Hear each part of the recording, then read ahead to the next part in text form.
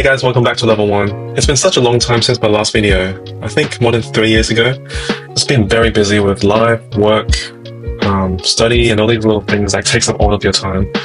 But I'm officially back, and we're going to make more videos. We're going to continue working on paper cuts, add more features, and it's going to be very exciting. So let's get straight into it. The biggest change I've made to the game since my last video is that I've moved everything from Unity to Godot 4.3. The main reason why I did this is because Unity just takes a bit too long to open every time. It takes a couple minutes just to load, and then the learning curve is very steep, so it's very hard to add some little features and do little things. And I find Godot to be the complete opposite. It's free, it's lightweight, and it actually just takes 5 seconds for me to open the game. Everything's much simpler, it's easier to use, and so easy to learn. And I love the node system. The way it works is similar to the way how I build web components in my normal job. Fully love it and never switching back.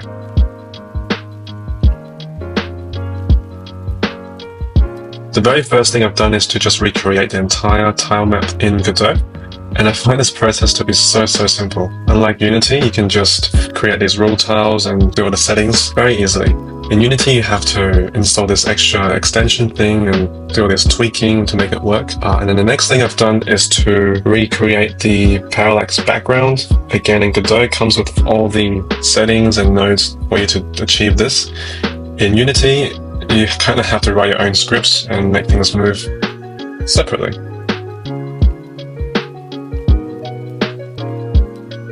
The next thing I've done is to create this attack pointer thing. It's got this upper and lower limits, and it won't let you go beyond these limits. What it does is it lets you choose precisely in which direction you want to do your attack. So then you can pick and choose how you want to slice the enemies and slice the objects in this world.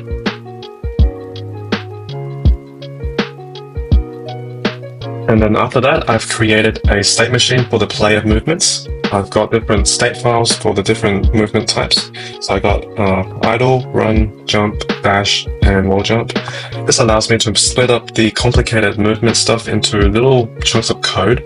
So then when I want to make changes or change how double jump works, or if I want to change how wall jump works, I can easily just jump into that file and just make my changes without affecting all the other stuff.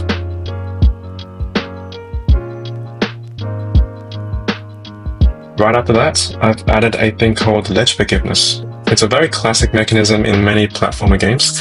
It lets you get really close to a cliff, or even be off the cliff, and still allows you to jump. This makes gameplay much more satisfying and more enjoyable. You don't just fall down to nothing and die. And then you can see mine is very forgiving. As long as this giant raycast is detecting a wall behind the player, you can still jump and it won't consume your double jump. The next thing I've added is this variable jump height mechanism, where if you tap the jump key very quickly and let go, he only does a half jump. But if you tap and hold the jump key like normal, then he does a full jump. This is very useful in situations where you don't want to jump too high and be vulnerable in the air and be attacked by the enemy. If you want to just do a quick little jump to dodge a bullet and then get straight into attacking, then this is perfect for that situation.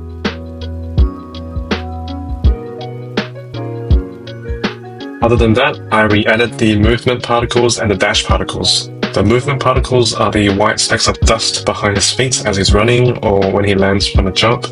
And the dash particle is the black ones you can see when he's dashing across the map, which I think looks really cool.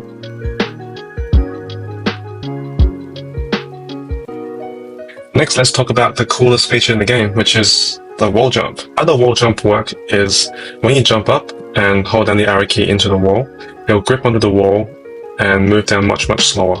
Now, in that time, you can let go of the arrow key and it'll give you like 0.5 seconds of time before he'll start fall down again. So in that time, if you do a jump in the opposite direction, he'll do a kick and sort of does a little boost towards the other direction. So if you link it together and do a chain, you can sort of do like a little ninja dash up a wall, and I think it looks really sick.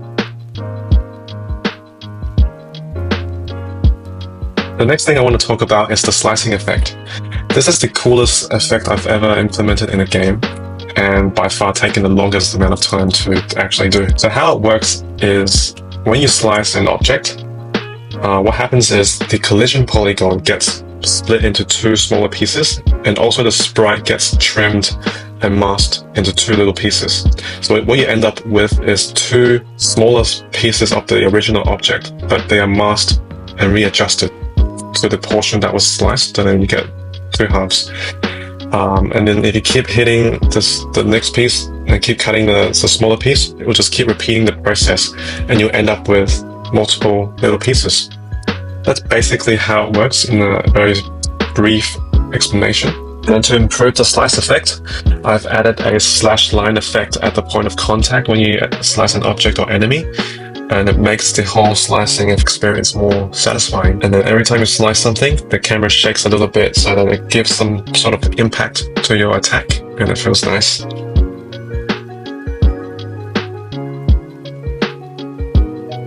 And then to fully get back to where I was in Unity, I had to add back our little piranha plant enemy. Basically how he works is he'll point his head towards the player and then does a little biting animation and then shoots a fireball towards the player. And then if the player is within range in a new position, he'll rotate his head towards that position and then repeats the fireball.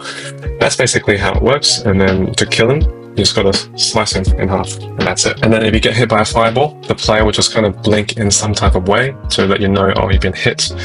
And that's pretty much it. That's the entire game recreated from Unity to Godot 4.3. Thank you very much for watching, and I'll see you in the next video.